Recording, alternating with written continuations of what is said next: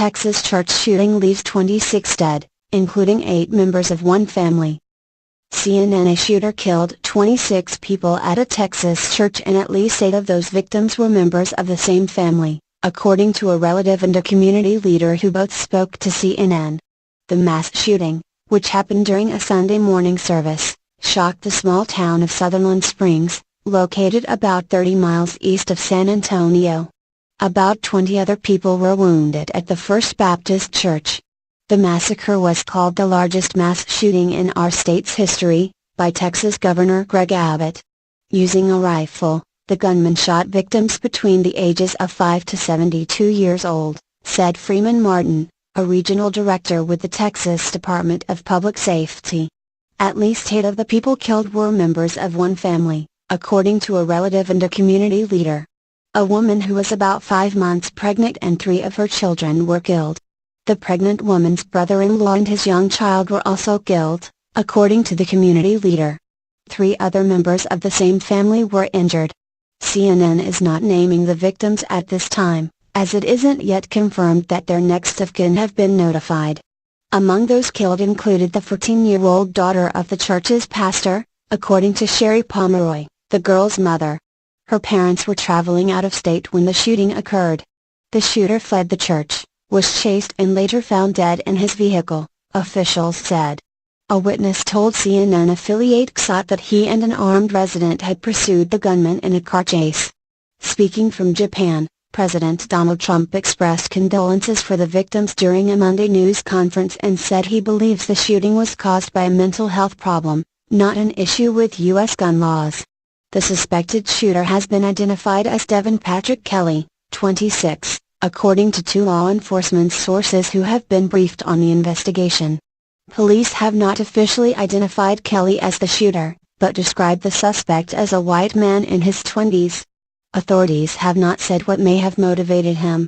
Kelly was a member of the U.S. Air Force and served at Holloman Air Force Base in New Mexico from 2010 until his discharge, according to Air Force spokeswoman Ann Stefanik. Kelly was court-martialed in 2012 for assault on his spouse and assault on their child, according to Stefanik. Kelly served a year in confinement and received a bad conduct discharge. His rank was also reduced, she said. In April 2016, Kelly purchased the Ruger AR-556 rifle he allegedly used in the shooting from a store in San Antonio, Texas, a law enforcement official said. There was no disqualifying information in the background check that was done when he was trying to buy the rifle, a law enforcement official told CNN. The shooter was first spotted at a Valero gas station, located across the street from the church at about 11:20 a.m. local time.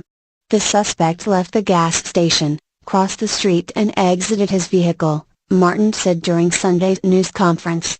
He began firing before he entered the church, Martin said.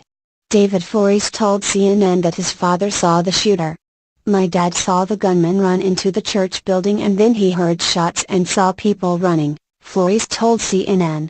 People covered in blood and screaming. It was pandemonium everywhere. As the shooter left the church, a local resident used their own rifle to engage him, Martin said. The gunman dropped his weapon and then fled, while that citizen pursued him. It turned into a brief chase into the neighboring Guadalupe County. Johnny Langendorf said he was driving to his girlfriend's house when he saw gunfire between the shooter and the armed resident. The shooter was taking off in a Ford Explorer outside the church, Langendorf told CNN affiliate XOT. Local coverage from XOT, the resident who had a rifle, briefed me quickly on what had just happened and said we had to get him, and so that's what I did, Langendorf said. They gave chase in his truck and called police. As they sped after him, Langendorf said the shooter eventually lost control on his own and went off into the ditch. The gentleman that was with me got out and rested his rifle on my hood and kept it aimed at him, shooter, telling him to get out. There was no movement, there was none of that. I just know his brake lights were going on and off, so he might have been unconscious from the crash or something like that. I'm not sure. Law enforcement later found the suspect dead of a gunshot wound inside his vehicle. At this time, we don't know if it was a self-inflicted gunshot wound or if he was shot by the local resident, Martin said. A law enforcement official briefed on the investigation said multiple weapons were found in the shooter's car. The FBI and the Bureau of Alcohol, Tobacco, Firearms and Explosives are involved in the investigation. Community grieves hours after the shooting. Residents of Sutherland Springs hugged one another, held candles and sang hymns in a candlelight vigil Sunday night. Gov. Abbott attended the event, in which faith leaders offered words of solace and prayers.